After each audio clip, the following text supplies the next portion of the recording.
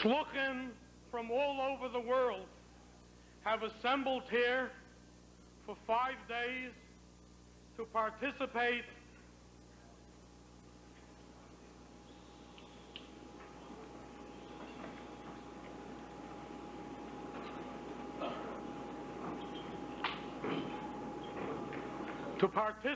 in an international conference to which there are no honorees, to which we grant no awards. The greatest award which we receive, and that is the reward which we all hope for, are the brachas and the sichos of the Rebbe Shlita. We have been privileged to be the army of the Rebbe, spread out, as you have just heard, in the 4 corners of the earth. This past year has seen the collapse of the curtains and the wall. We have seen new vistas opened. The Rebbe predicted a number of years ago, when he was calling upon the leadership in Eretz Yisrael to prepare for the great influx of Jews which will be coming to Eretz Yisrael from the Soviet Union. At that period of time, nobody believed, but the Rebbe said so. Today, hundreds of thousands of Jews are coming out of the Soviet Union and settling in Eretz Yisrael and all over the world. Not only are they coming out and not having any trouble getting any visas to come out, as the Rebbe said yesterday, there are those children of Chernobyl, those children which were afflicted with the radiation from the nuclear fallout which took place in Chernobyl. Already the second plane load of these children arrived in Eretz Yisrael, and on the wings and in the wings of an Aeroflot plane which was sponsored by the Soviet government. Today we find miracle upon miracle. This summer, in the areas of the Shluchim, which visit in the visitations of the summer program, there was not one country in the world which was not visited by the Shluchim of the Rebbe. Bulgaria, Yugoslavia, into East Berlin, Czechoslovakia, Poland, Thailand, Singapore, India, Pakistan, Peru. We have a shliach, but we don't have one yet in Bolivia, in Ecuador, Guatemala. Every country of the world which as yet does not have a shliach was visited this summer by the Shluchim of the Rebbe Shlita. We stand today at a convention where we have come to reinforce our strength, spent a few days meeting with friends, participating in workshops on programs, plotting the course of the future of world Jewry for the coming year. In this week's Torah portion, we find about Yaakov and the 12 stones. And Rashi comments, he says there were these 12 little stones, and each stone was saying, "Olai yaniach tzaddik es roshei." On me I would love that the tzaddik should rest his head. This is the life of the shliach.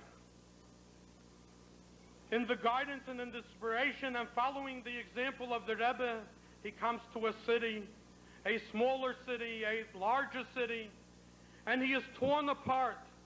He walks into the city and they tell him, "You want to be successful here? You must dedicate yourself only to the youth. Then there is a future, for they are our future." Come the elderly gentlemen who are sitting in the nursing homes, or the elderly gentlemen, those that attend the minyan every day, the pensioners, and say, "If you want to be successful, dedicate yourself to us." Comes the young couples and say, "You want to be successful, dedicate yourself to working with the young couples. We are setting up the families." The homeless come and scream, "This is where you belong, Rabbi. This is your vocation." The drug addict comes and says, "You want to be successful, come and dedicate yourself to us," etc., etc., etc. what happens? From all of these little stones, the community becomes solidified, and it becomes one big stone. And the shliach, with the blessings of the tzaddik, rests his head on this stone but does not rest it, for he does not really get the time to lay down and to sit down and to dream, because he is constantly on the forefront of this great war which we are fighting today against assimilation. But it isn't the shliach alone. We must take, and proudly we do so, take recognition of his partner, the shlucha, who many of them are here today. Unfortunately, we've been negotiating with Torah for the past 3 years to triple their ballroom, and we were not successful. But there are shluchos upstairs in the ballroom watching this on video, and I would like to tell them that we are very, very appreciative of the role that you play. It is an equal role.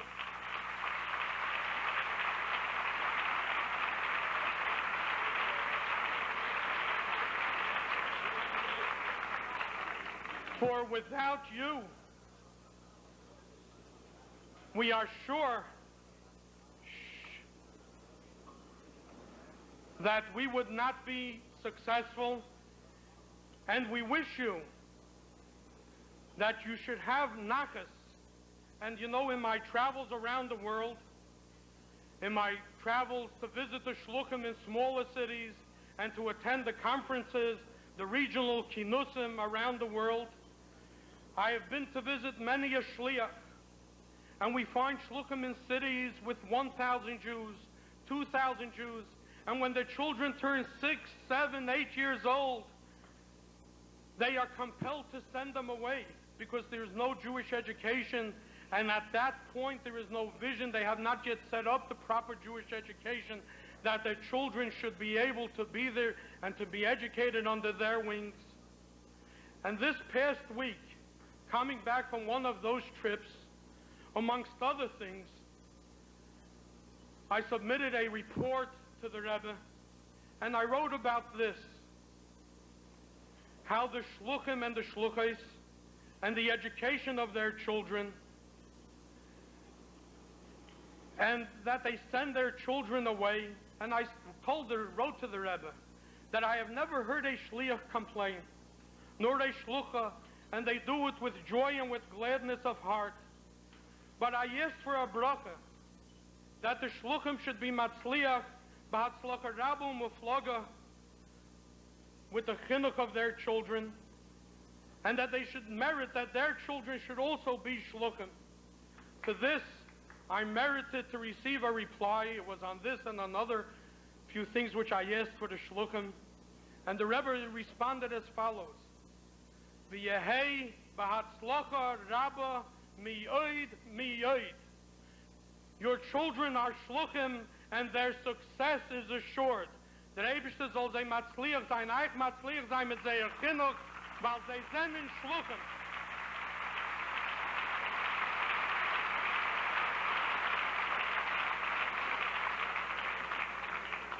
The theme of this year's Kinus is the Ufaratsta in the Ufaratsta. We have spread out all over the world, and when we talk about expansion, I remember 21 years ago when I began, when we would speak about expansion, we would take out a map, and the world was open. There were Chabad houses in a number of countries. There were Chabad houses in many cities, in many states. But we had to make a decision: should we open here? Should we open here? Today, when we take out the map, there are very, very few countries and very, very few states that are left, as you just heard before, to which we can send a shliach. This year, we have undertaken to open 7 new countries and states, and God willing, we don't talk about what we are planning to do. God willing, next year, there will be 7 new shluchim representing 7 new countries and 7 new states. And after that, I don't know what we're going to do next. I would like to thank each and every one of you for coming. But before we thank the shluchim who have come to participate in the Kinus, for which they don't need a thanks because they are here. I would like to thank those of the lay people, the Balabatim, that are here with us tonight. And through you, all of those that support the work of the Lubavitch movement, the work of the Shluchim. You have no idea how important it is to the Shluchim and to us to know that they have such dear and devoted friends in their communities, which are making the Chabad Lubavitch movement that which it is, the greatest and biggest and most organized movement in world Jewry today. Thank you very much, and God bless you.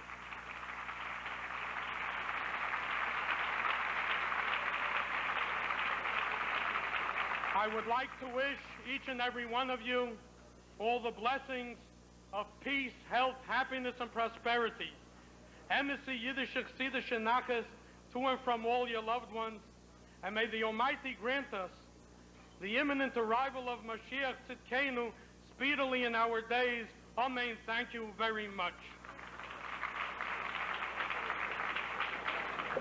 It is my pleasure at this moment and my privilege to introduce to you someone who to many shluchim don't need an introduction, for as I myself know, I read many of his writings, and I can say not reluctantly that I enjoy them, but I would say that he is a internationally known syndicated columnist, but that is not really the reason that he is here with us this evening. He is here with us this evening because he is a parent of 3 children learning in the Lubavitcher School in Worcester, Massachusetts.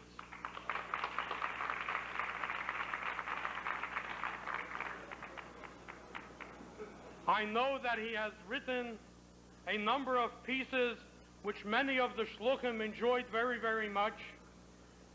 And it is our privilege and pleasure to introduce to you tonight Mr. Don Feder, syndicated columnist with the Boston Herald and many other newspapers, who will address the Kinus. Mr. Don Feder.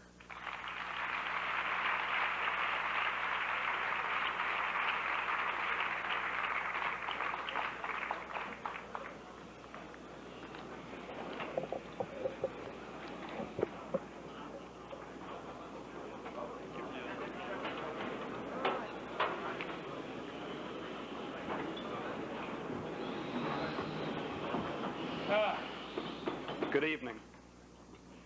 Thank you, Rabbi. This spring, when the Rebbe was most unfairly attacked in both the secular and Jewish press, I wrote a column in defense of Lubavitch. It was, I assure you, a pleasure, indeed a privilege, to be able to write that article, to give back to you a little of what's been given to me and my family. In the interest of full disclosure, as we say in the media, let me begin by stating what I'm sure is obvious from my appearance. I am not Lubavitch. Probably would have never guessed that. But I think that makes my message all the more credible. I want to tell you that I deeply appreciate the very fine work you're doing. I want you to know that across this country, indeed all over the world, there are tens of thousands of people like me whose lives you've touched. When did I first encounter Lubavitch? Several years ago, I was walking past the Boston Common one day when a gentleman in what I took to be somewhat unusual attire, but I can see looking out over this audience that I'm the one who's exotically attired. When this gentleman stopped me and asked me if I had said the blessing over the 4 species, it being the season of Sukkot. I confessed that it was some time since I had done so, actually a lifetime, whereupon I was ushered into a portable Sukkot to fulfill the mitzvah. Later that same year, I was heartened by the sight of the monster menorah, and I say that very affectionately, erected by Rabbi Prus in downtown Boston. How nice, I thought, that in the midst of Christmas decorations, Jews were publicly proclaiming their own faith, as indeed our tradition commands us to do during this celebration. Somewhat later, I was asked to speak at the Chabad house at my alma mater, Boston University. When I studied at Boston University in the late 1960s and early 1970s,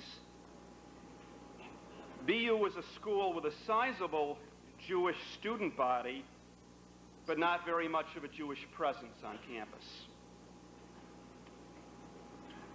As I looked around the Shabbos table, at the smiling, eager faces of the young people gathered there, I thought, this is really great. What sort of a Jewish experience would these kids have if not for Chabad? All of that is a prelude to the real story. Several years ago, my wife and I decided that our children needed a Jewish education. Certainly more than we had had, more than the twice-a-week after-school Hebrew school. Several obstacles stood in the way. There are two very fine Jewish day schools in Boston. Regrettably, they won't take transfer students from the public schools beyond the second grade. And two of the three children that we wanted to enroll were past that point.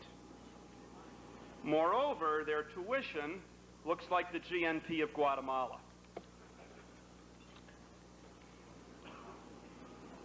So we turned quite naturally to Rabbi Fogelman's Yeshiva Academy in Worcester, where our three youngest children are now in their third year of study.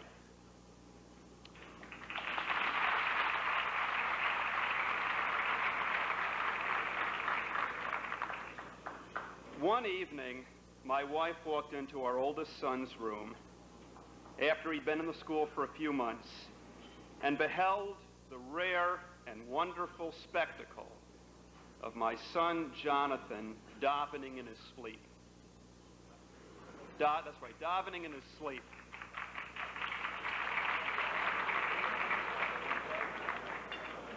In a world in which so many Jews are sleepwalking spiritually,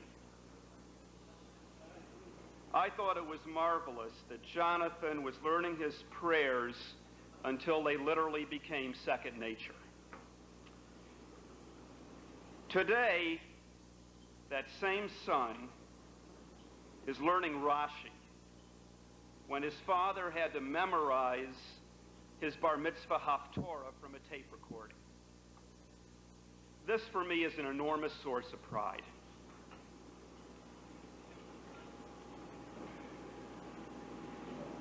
Gentlemen, I stand before you in awe and admiration of the marvelous work you're doing.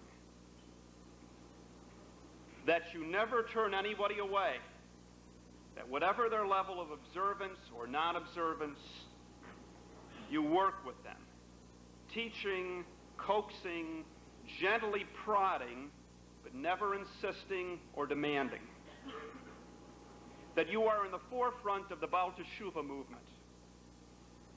That your outreach program is the most extensive, the most comprehensive in the Jewish community. That you stand up for authentic Torah values, not belligerently, but unhesitatingly and without apology, urging Jews to lead lives in conformance with halakha and Gentiles to keep the laws of Noach. That ever and always you stress education. While others may emphasize communal service, fighting anti-Semitism, defending Israel, all of which are worthwhile undertakings, you put the emphasis where it properly belongs, on our future, on the future of a Jewish people. Judaism isn't an easy religion. It is the most intellectually challenging of religions. Just as good doctors and good lawyers must be carefully trained, good Jews are the product of diligent educational efforts. That like Coca-Cola, you've got the real thing.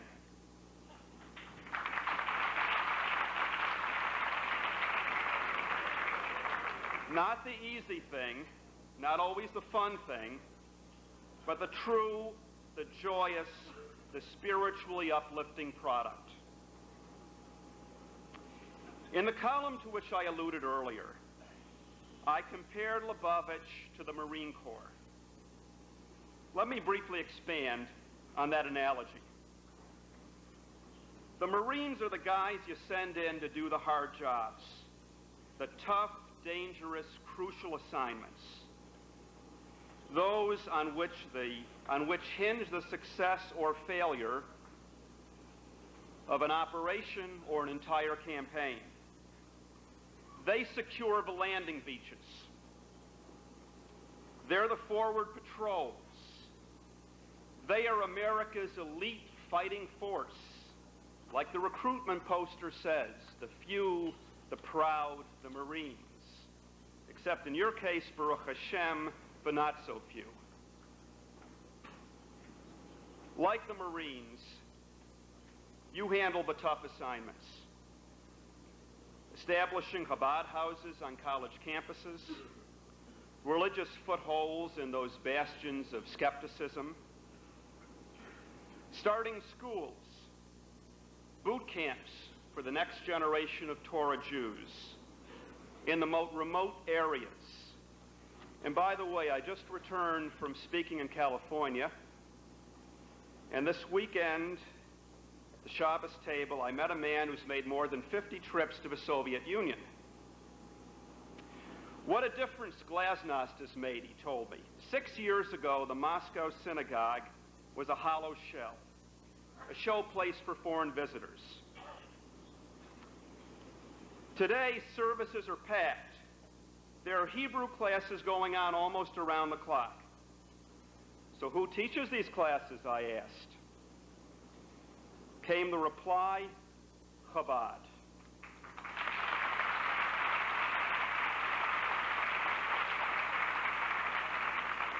And not just these classes, but summer camps for hundreds of children.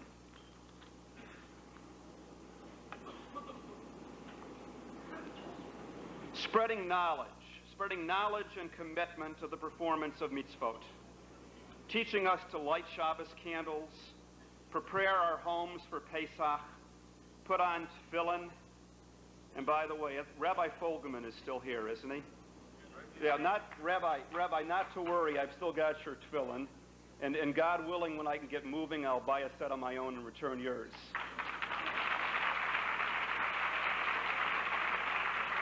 But I want to assure you they're being well cared for.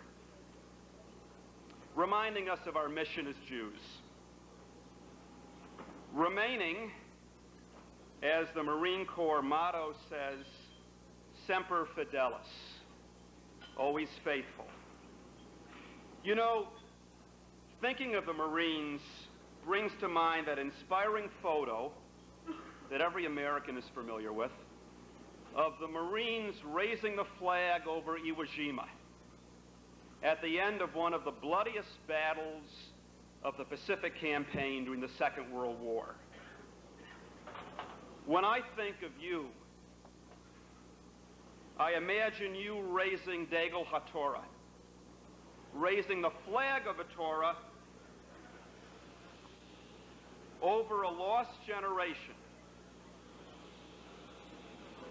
A generation of secularized, assimilated Jews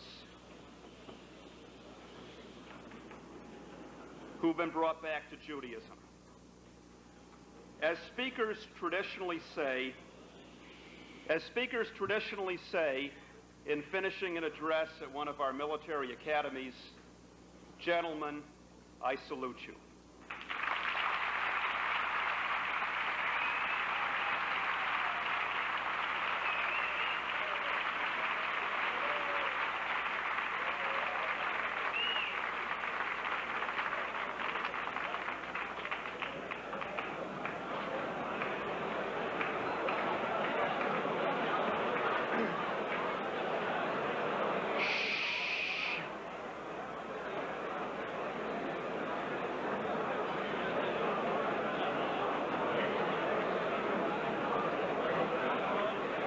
you very much, Mr. Feder, for your words of encouragement and inspiration. We proudly accept the salute, and we wish you that you should be successful in all of your endeavors, and above all with the education of your children, that they should grow up.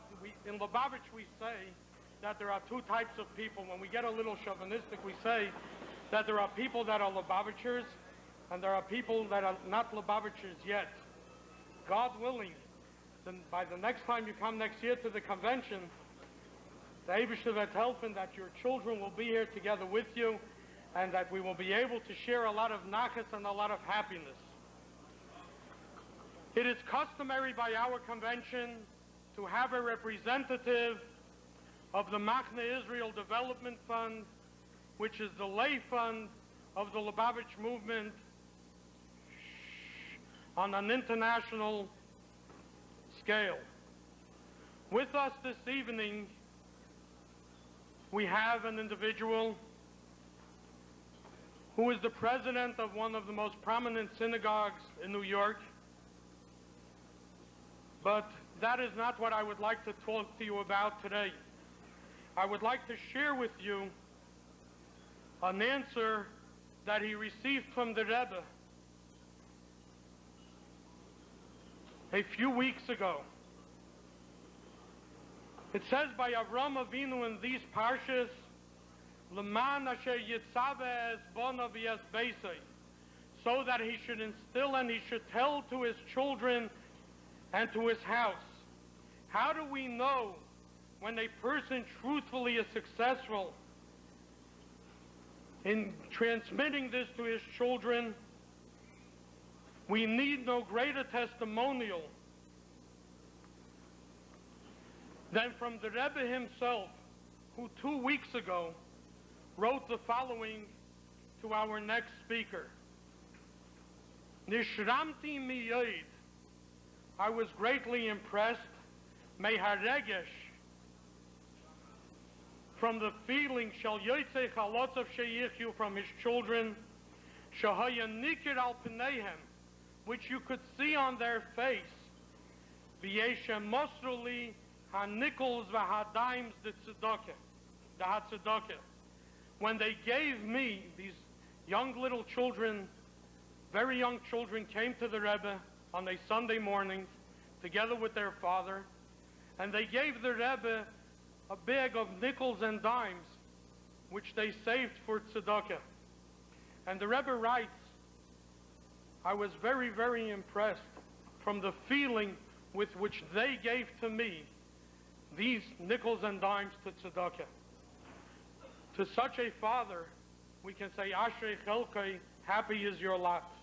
It is my privilege to introduce to you Rabbi Moshe Yankiv, who is known as Michael Scharf, a member of the Machne Yisrael Development Fund. Mr. Michael Scharf.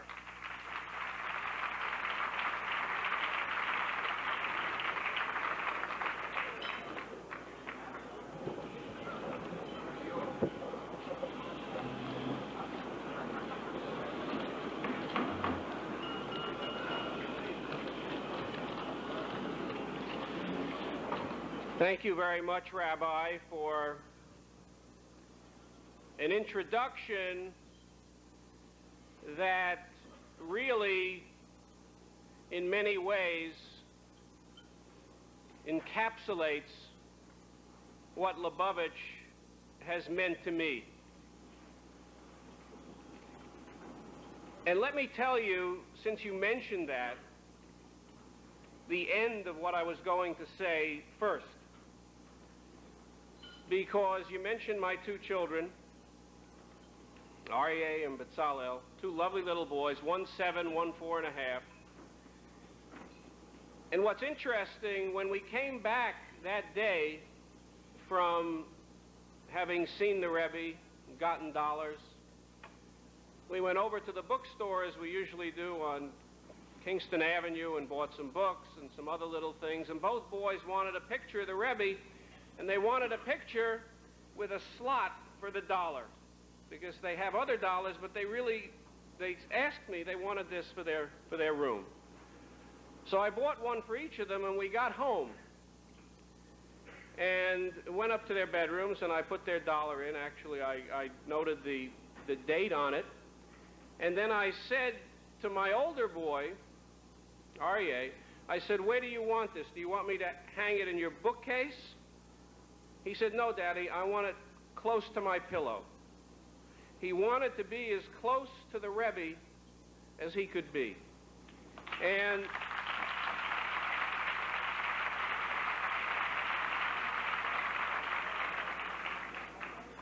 I think what that signifies to me and why it was so meaningful to me is because he, at a young age, has seen something, has felt something, has been touched by somebody who spiritually guides him through his young life,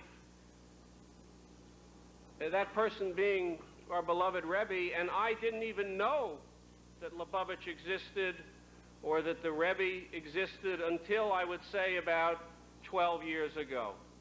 And you have had, and when I say you, I mean you collectively, beginning with the Rebbe and extending to all of you and to your families, have had that same effect on me that the Rebbe has already had on my children. And let me tell you a little about it, because, you know, I have seen Lubavitch in various corners of the world. A few weeks ago, I was at a funeral for an uncle of mine from Omaha, Nebraska. I'm actually originally from the Midwest, from Waterloo, Iowa.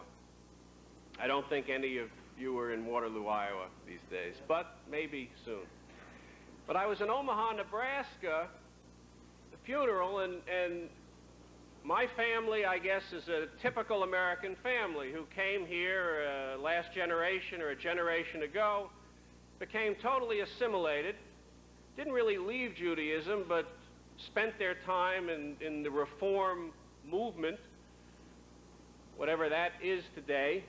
And the funeral service was being conducted by a Reform rabbi. And I don't want to cast aspersions on anybody or any other Jew. I really don't want to do that, but I have to mention what happened because it's illustrative of the problems that you face today, and it's illustrative of what I was.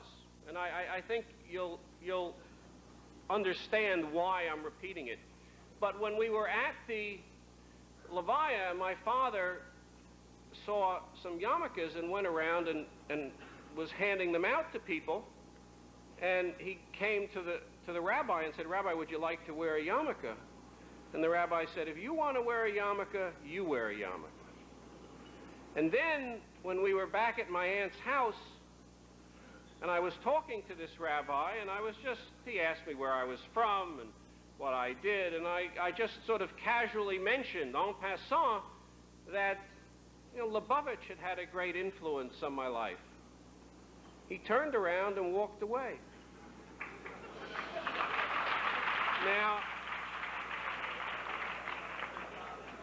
Now I knew there was a problem here. I did not even know that there was a Lubavitch Shliach in Omaha at that time. But when I got back to the hotel at about 11 o'clock at night, I looked in the phone book and I saw Chabad Lubavitch listed.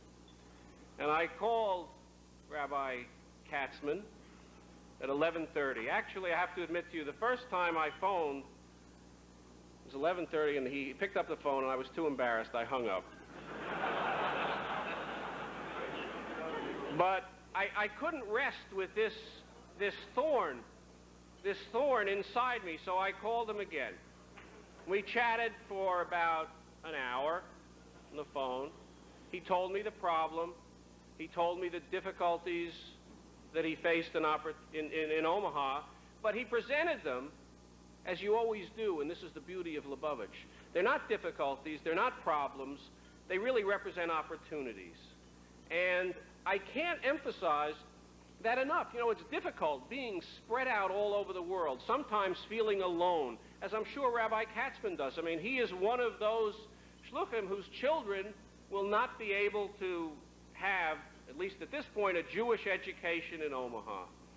And yet here was a man so concerned with revitalizing Judaism in Omaha, and knowing that I have a prominent family in Omaha, that he continued the conversation the next morning and picked me up at 5 o'clock in the morning and took me to the airport, and we continued our dialogue, and I'm hopeful that I'll be able to be helpful to him. But this...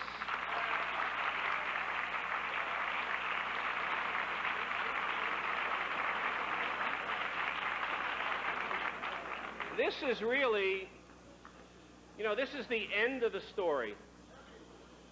I mean, yesterday, Shabbos lunch, a man from England, a dear friend of ours, Cyril Steen, Rabbi Fogel knows very well, I know,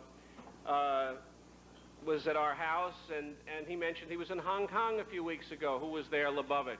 His son's wife, who my wife made the shidduch, is from Bogota, Colombia. Where did she get her Jewish education and background? Lubavitch. I mean, this... Now, let's come back to me. Because, Don, you said something very interesting. I don't agree with you. Although we look a little different, you and I, from most of the other people in the room, I wasn't saying you and I. I think we both are Lubavitch.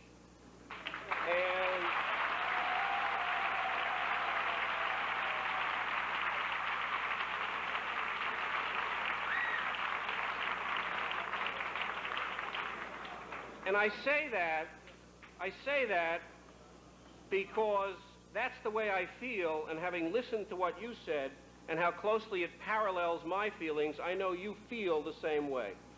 And I don't necessarily think that how one looks determines how one feels and what one really is.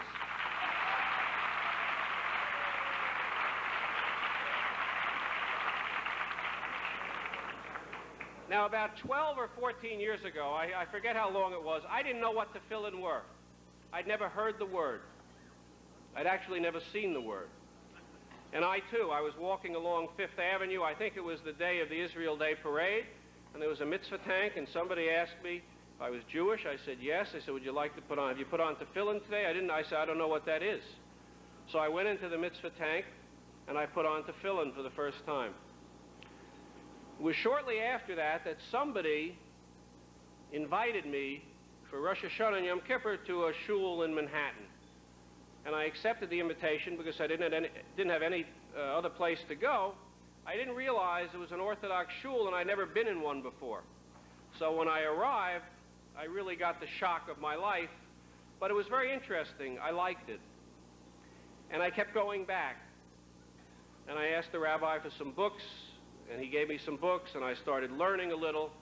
And then somebody in the shul, lovely man, unfortunately passed away last year, Bernard Brownstein, I think he was the one who told Rabbi Buttman to call me. And Rabbi Buttman called me. And I'm embarrassed to say he called me and called me and called me. The reason I'm embarrassed about that is because I didn't call him back.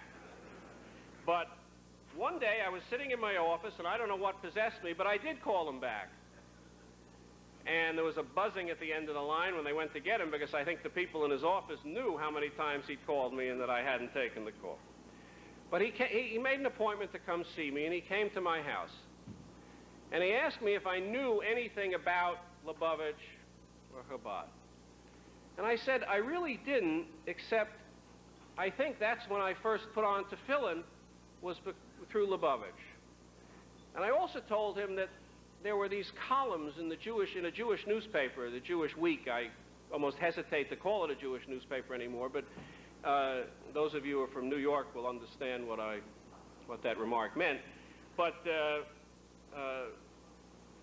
Rebbe had written these columns called Torah Thoughts every week. And I don't know why, but they interested me. And I cut them out, and I saved them in a file. And I showed them to Rabbi Buttman. And I think he was interested in that. And one of those columns in particular impressed me. It was a column relating to Parsha Breshit. And it was about Adam and Eve and the Garden of Eden and the forbidden fruit, and the Midrash that says that they got the forbidden fruit just a few hours before the onset of Shabbat. And they really just had to refrain from eating the fruit for a very short period of time. But they couldn't even get themselves to do that. The Yetzer Hara was so strong that they went and ate the fruit before Shabbat and lost eternal life.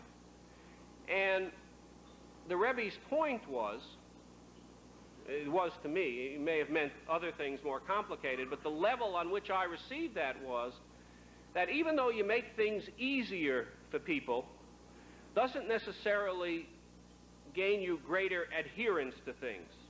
And I know that because, I grew up in the Reform movement. It was very easy to go to synagogue. You just had to drive over, but no one ever went because you were too busy playing tennis or golf or doing whatever. And that made a real impression on me because intellectually it made sense. It really did. And I kept thinking about it, and as I kept going to this synagogue and reading, combined with what the Rebbe had written, it made me become more observant. And I started, I don't know exactly why, but I started observing Kashrus first. And then Shabbat. And then a very interesting thing happened. All because of Lubavitch. I'm a book collector. I didn't collect Hebrew books at the time, but I was just a book collector, an antiquarian book collector. And I got a catalog for a Jewish book auction in London. And many of the works that were being auctioned were Hasidic texts. And I said to myself, because I'd met Rabbi Butman a number of times by then, and I really liked him, I said, gee, it would be a good thing. Maybe I should go over and try to buy the entire sale, all the Hasidic works, and have a library. I won't know how to read them or understand them, but maybe I will, it'll start something. So I went over to London, and I met at this auction the woman who was to become my wife, Hannah, who came from a family, and I have a witness, Rabbi Fogel, sitting right in front of me, who is very, very close to Lubavitch in London. And my father-in-law, the reason she was at the auction was my father-in-law is a great Jewish book collector, and he couldn't go that day, so he had two of his daughters there doing some bidding for him. So I really think, because of Lubavitch, I met my wife. And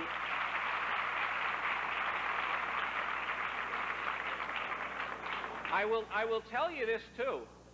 My father-in-law is a very diligent man. And I think Rabbi Fogel knows this. But when the whole controversy over the books was taking place, my father-in-law followed this case with great interest and a passion, as did I. And every document, every court brief, every deposition taken, he had copies made of and bound into approximately 10 volumes, each one this thick. And on one trip to London several years ago, I sat there for 8 days and read every word of that case, which to me was a monumental historical document, which, thank God, as I always knew it would, and I'm sure you always knew it would, turned out the right way, the way it should have turned out.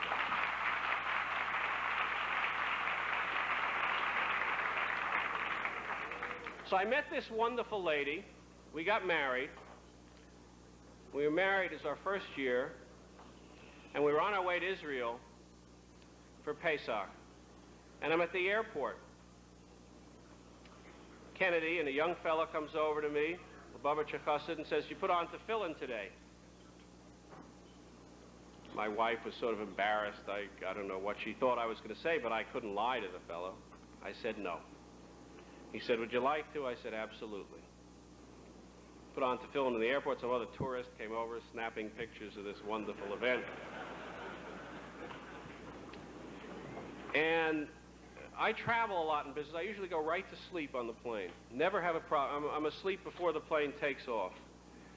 I could not go to sleep the entire trip to Israel. I kept thinking about this. And what I kept thinking was, here are these young fellas,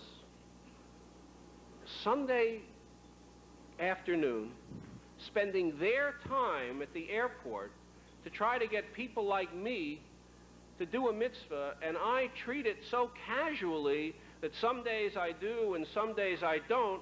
I said, this is not right.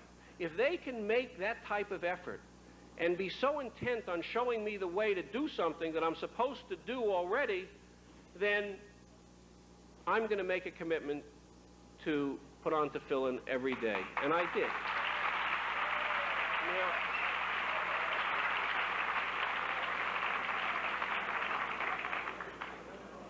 so in what I would call the entry phase of my life into Judaism, the entry was really facilitated and made obviously much more meaningful by Lubavitch.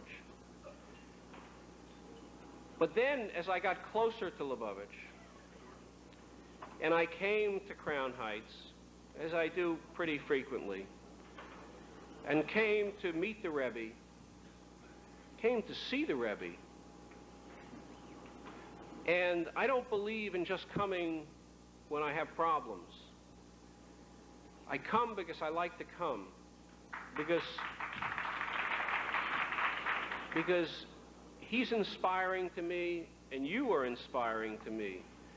And I need you. People like me need you. And that's why, if at times you feel that maybe your work is unrequited, that people aren't appreciative, that you're banging your head against the wall, I would just urge you, because of people like me, and I know many of them very well, that you should just keep doing exactly what you're doing, because the Rebbe knows that what you're doing is right. You know what you're doing is right, and I don't mean to sound obnoxious by saying this, but I'm the product of what you do.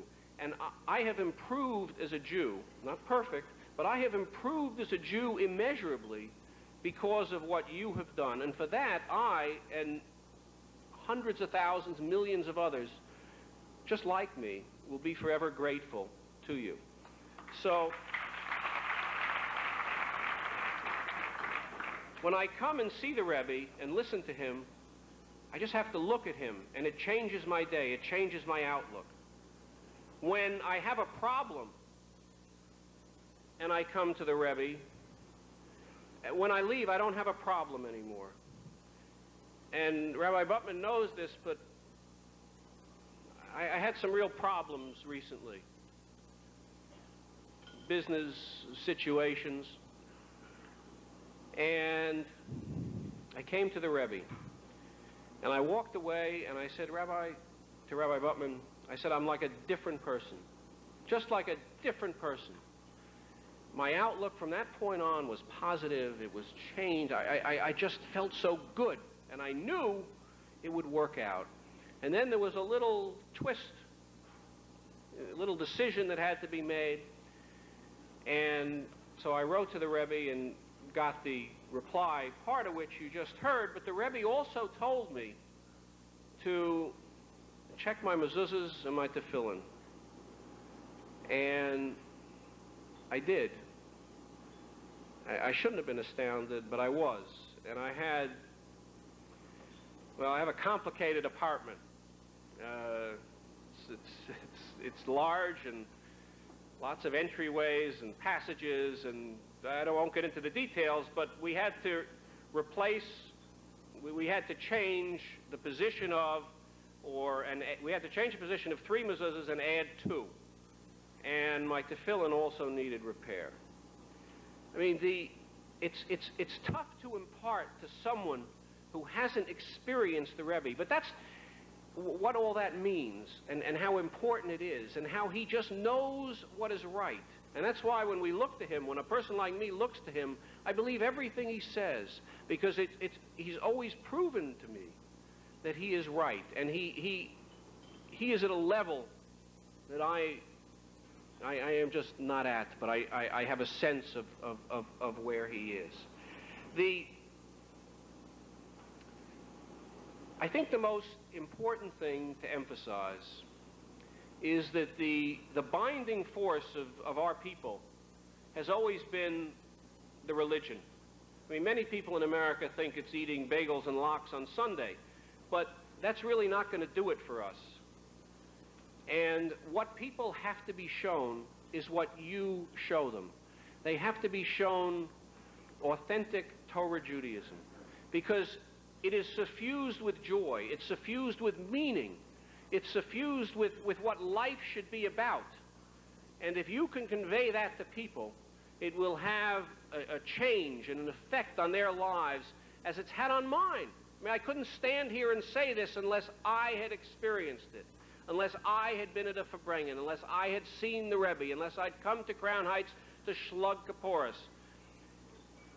You do so much. I don't think you really appreciate and understand how much you do. I don't think the Jewish people could do without you today. So I would just, in closing, encourage you, urge you.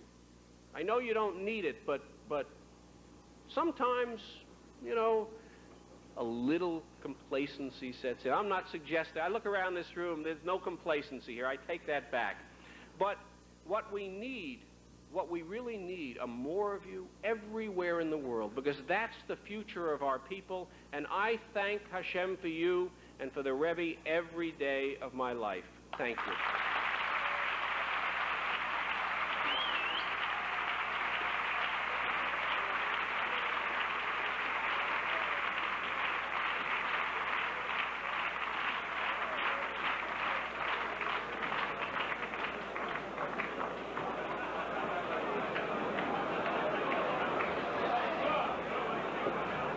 Thank you very, very much, Mr. Scharf.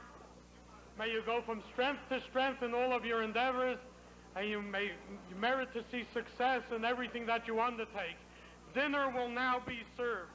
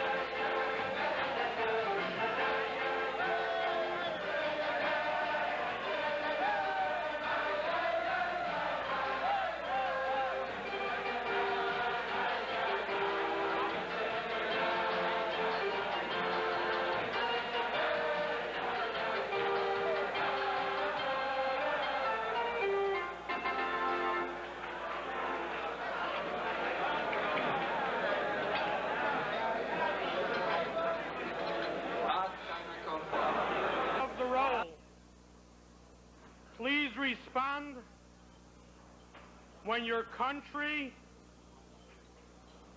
province, or state is announced. Please rise.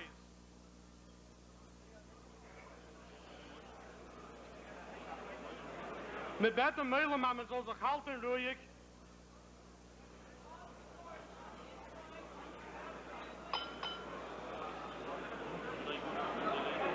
Just want to stay up for the roll call.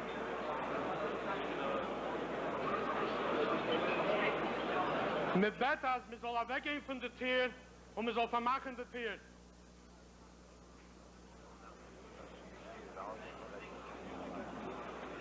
We ask that everyone should please be seated. The country of Argentina.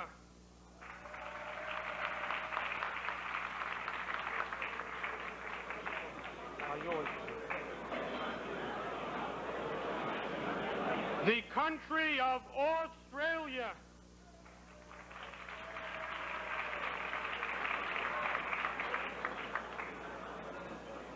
The country of Austria, we welcome a new Chabad house opened in the city of Salzburg by Rabbi Nussbaum. The country of Austria.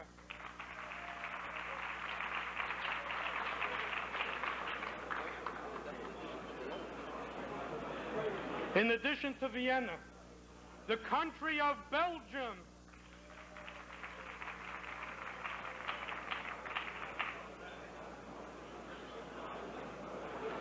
The country of Brazil.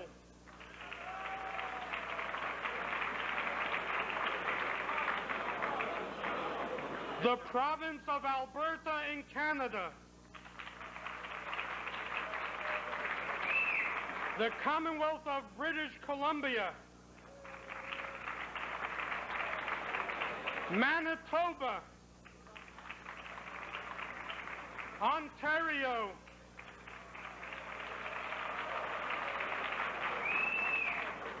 Quebec.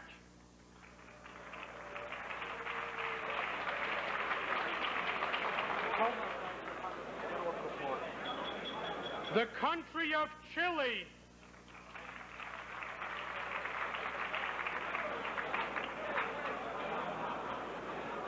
The country of Colombia. Bogota, Barranquilla. Costa Rica.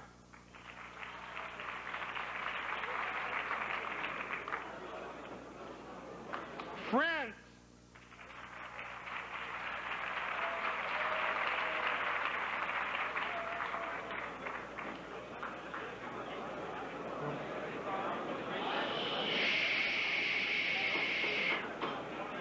Eretz Yisrael.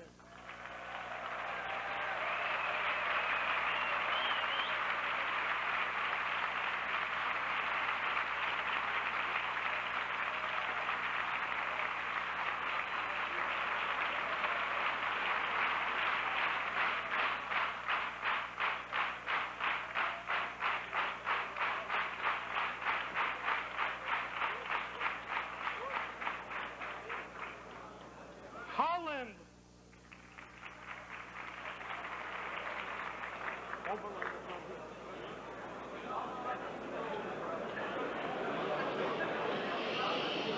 Italy.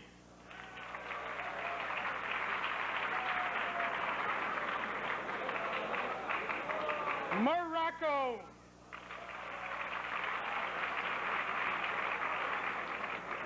Paraguay.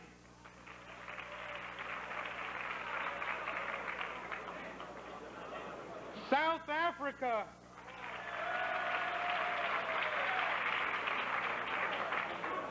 The Soviet Union.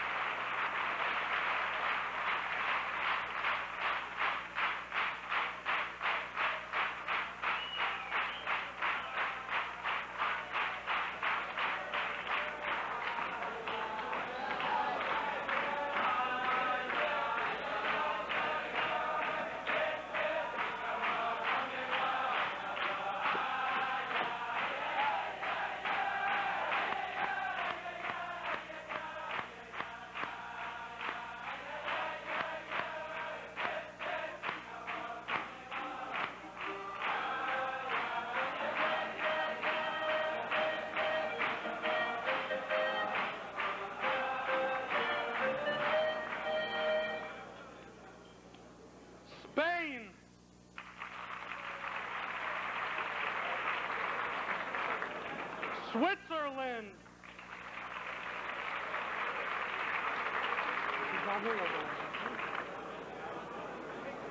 United Kingdom and Scotland,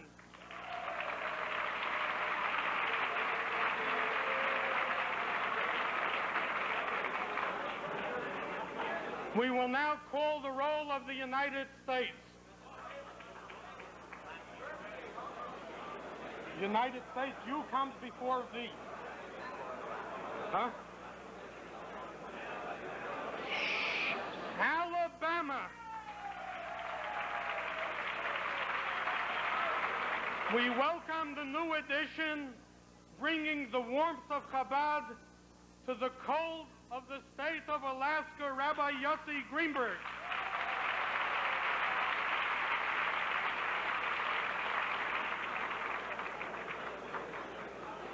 Arizona.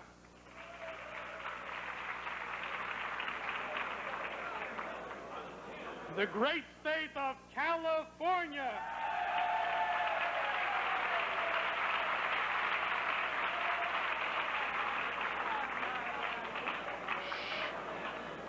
Colorado. Connecticut. Delaware. Florida.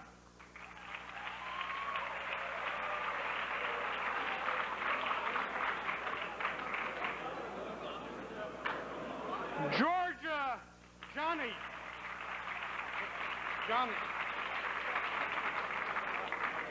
Hawaii.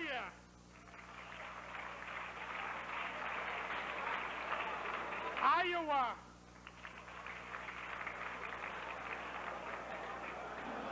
Illinois. Indiana. Kansas. Kentucky. Louisiana. Massachusetts.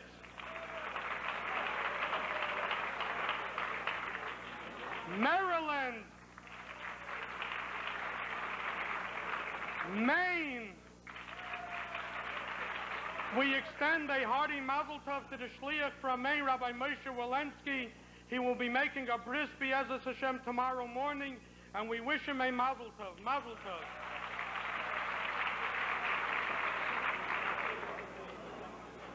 Michigan. Minnesota. Missouri. North Carolina. Nebraska. New Hampshire. Our neighbor, the state of New Jersey.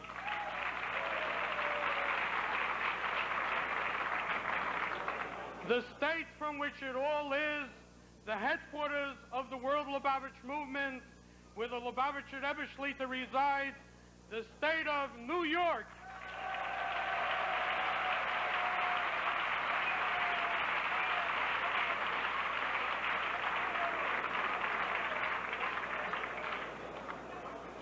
We welcome to the ranks of the Shluchim a new Shliach who is going to strengthen and bring the light of Judaism to a place where it is very sunny and warm.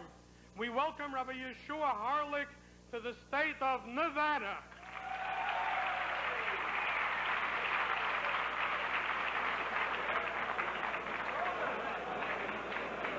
Ohio.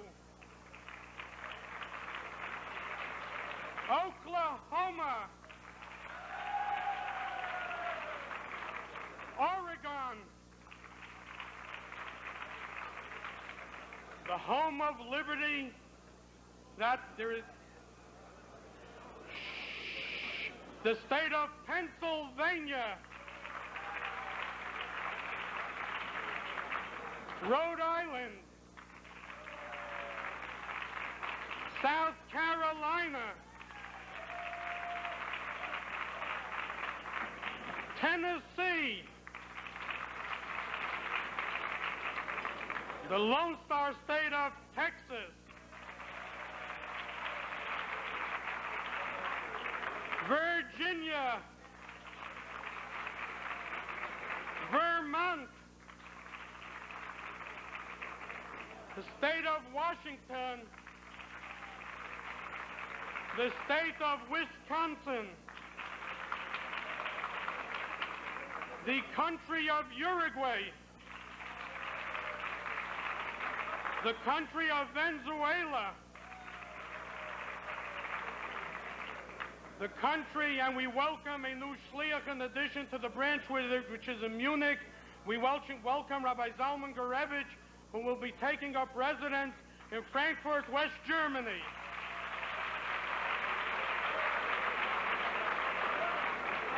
We record the shluchim from Hong Kong, Peru, Tunisia, and Hungary who are not able to be with us today. A round of applause for the whole world.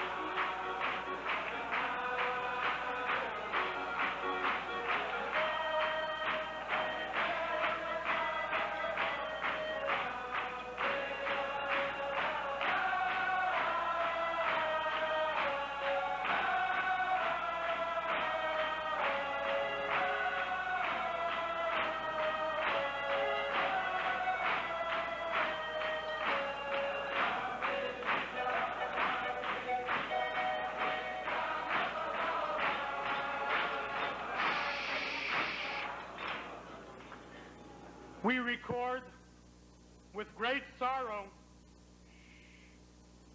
the passing of one who was a giant amongst the shluchim of the Rebbe Shlita, who was called to his eternal rest. His work for Torah and for Yiddishkeit is legendary. The Rebbe Shlita dedicated a number of sichos, which in the annals of Chassidic history was very, very unique to this unique personality. We record the passing of Harav Rabbi Yankiv Yehuda, Rabbi Yeshua Hecht, who is not with us tonight. Olav HaSholem, may he be a good intermediary on high, where he is echoing his request that B'Karev Mamish, speedily in our days, comes the imminent arrival of Mashiach Tzidkenu.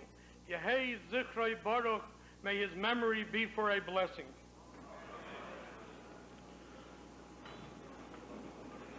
I'd like to call upon Chazon Berel Zaltzman,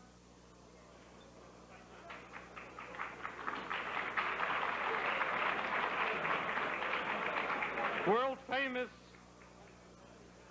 Chazon Shliach in Los Angeles, California, to lead us with a musical interlude. O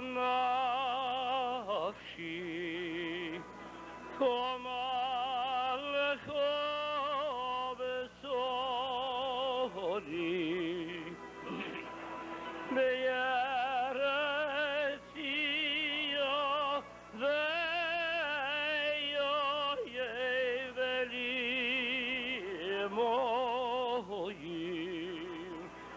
ay, ay, ay, ay, ay, ay, ay, ay, ay, ay.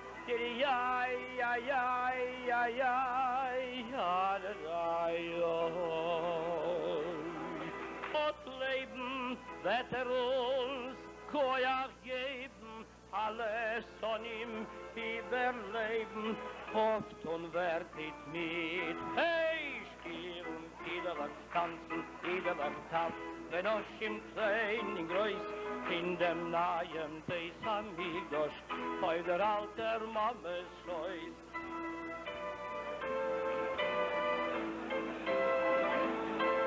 Levim will wieder singen, in die Herzen hereinbringen, Israels Lommen wird aufbringen, auf der Welt herum. Wer es wird uns nur kommen, will mir ganz schön aufnehmen, will keinem nicht verschämen, wie mir du verschämt. Hey, spielen, idelig, tanzen, idelig, taff, wenn euch im kleinen Größ, in dem dritten Beis Amigdosh, bei der alter Mammes